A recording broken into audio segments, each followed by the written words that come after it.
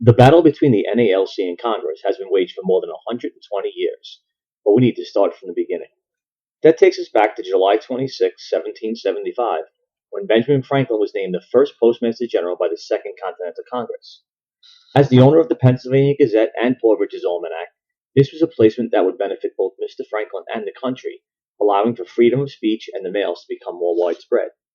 Soon he would begin to fine-tune what would one day become the United States Postal Service.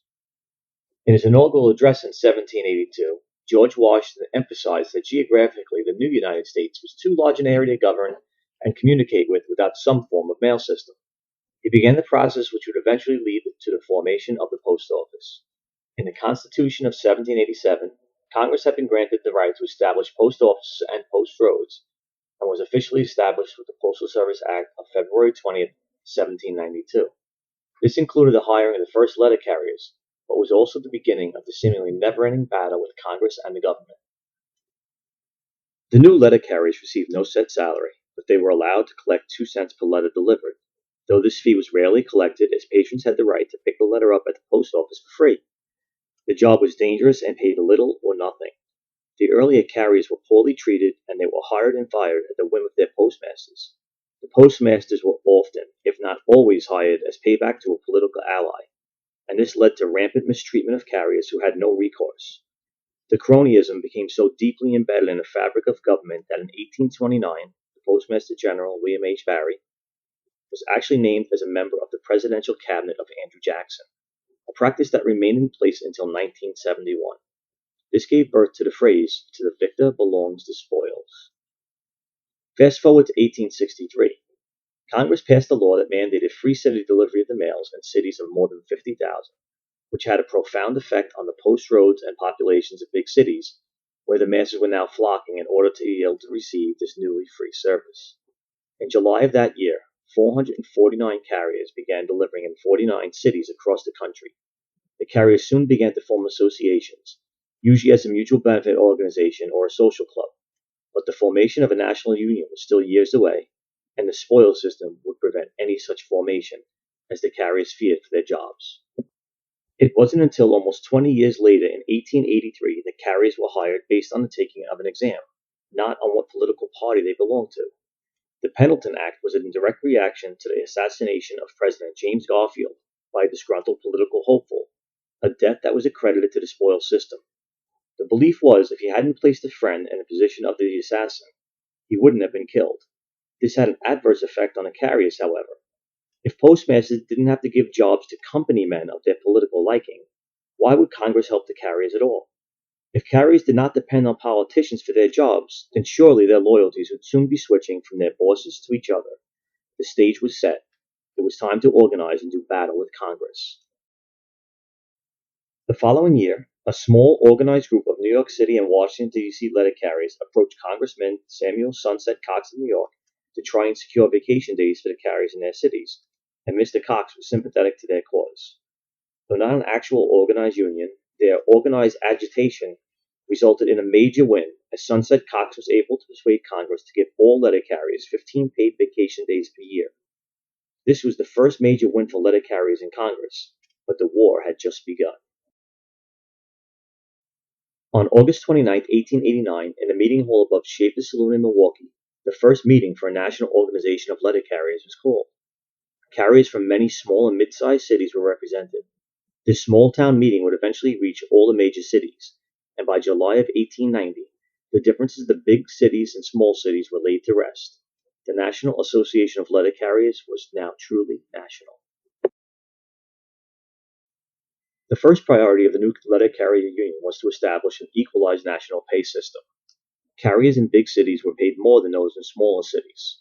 Substitute carriers were also a big concern for the newly formed NALC, as they were required to report to work every day and were often sent home without pay when they were not needed.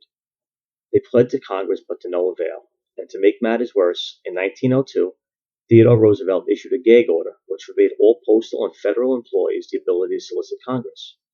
Up until the First World War, postal-related issues were the single most petitioned to Congress. By attempting to silence the carriers, they were taking away our freedom of speech and our ability to demonstrate and talk publicly about the Postal Service. He reaffirmed this gag order in 1906, and it was further amplified by incoming President Taft in 1910, who went even further to stipulate that carriers were not even allowed to answer questions asked by Congress unless authorized by their department heads, which was never. Had it not been for a newspaper named Harpoon, nobody knows how long this gag order would have lasted.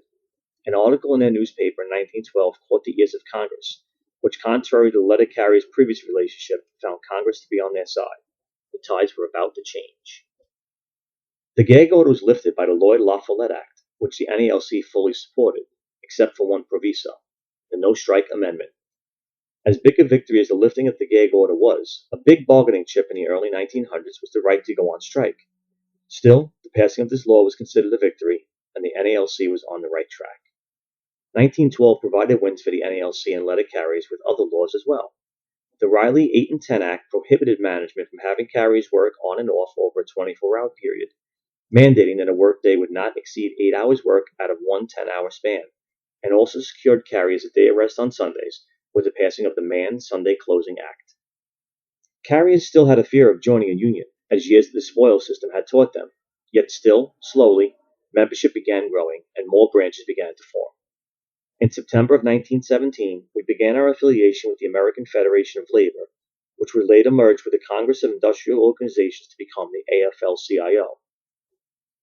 This affiliation was greatly debated for years as the NALC members feared that the AFL may try and convince them to strike illegally, but finally realized they needed to be connected with the rest of the country's labor struggles.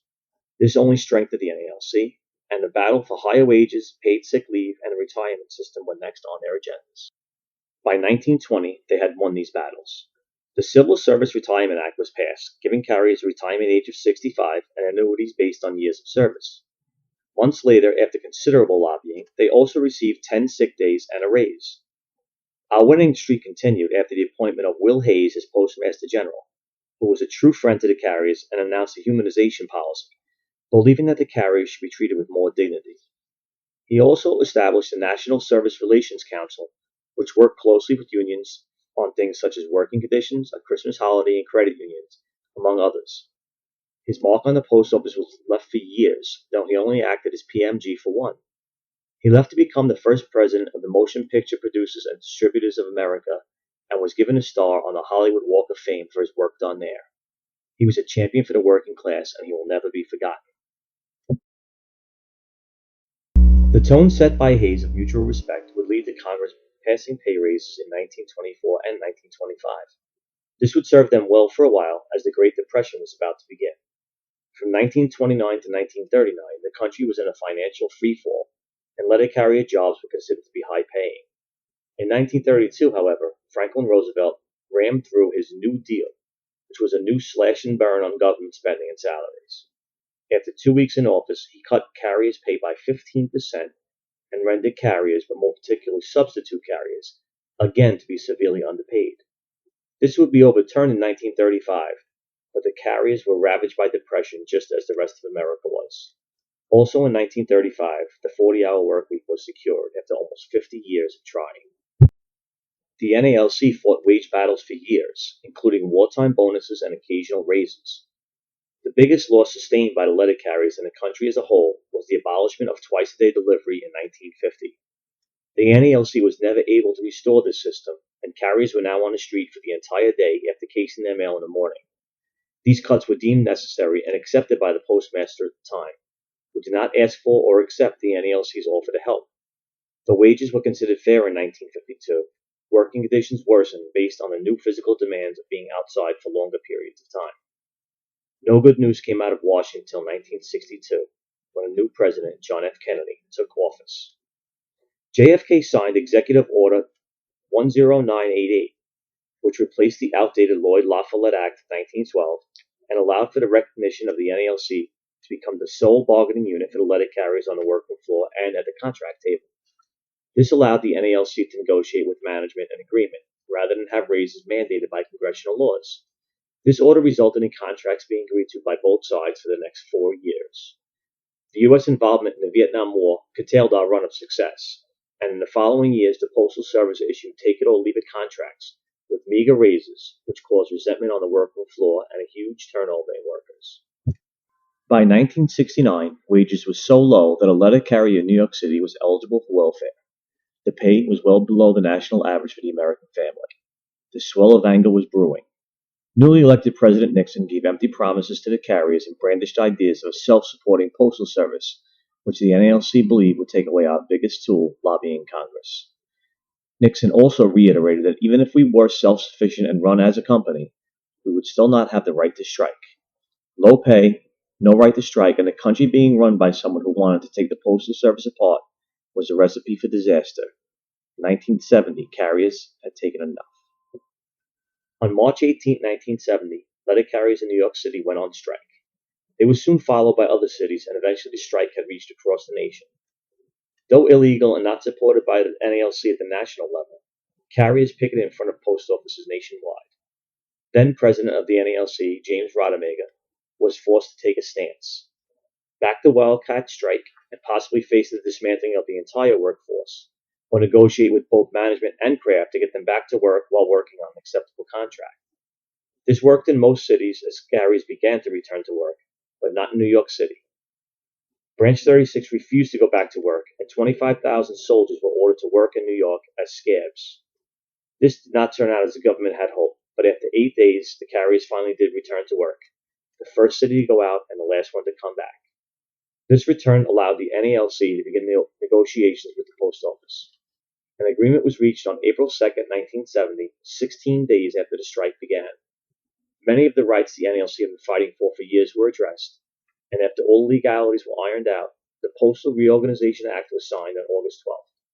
Collective bargaining would replace collective begging, and raises were awarded totaling 14%. Victory was ours, but still the war raged on. The United States Postal Service is born. It was to be run as a self-subsidized organization with no help from the government or taxpayer money. This caused the new USPS to be run with fiscal accountability, a problem that still exists with management today. Unable to work under these restraints, grievances began to pile up and management tried to force carriers into harsher conditions with scientific management systems, much as they had in the early 1900s with Taylorism. The Kokomo measuring system was eventually defeated in arbitration.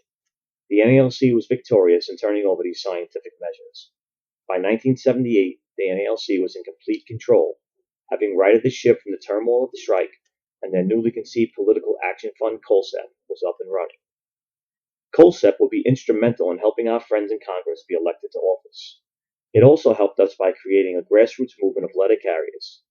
Legislative volunteers would soon be called upon to various phone banks and rallies to help further the cause of the letter carriers.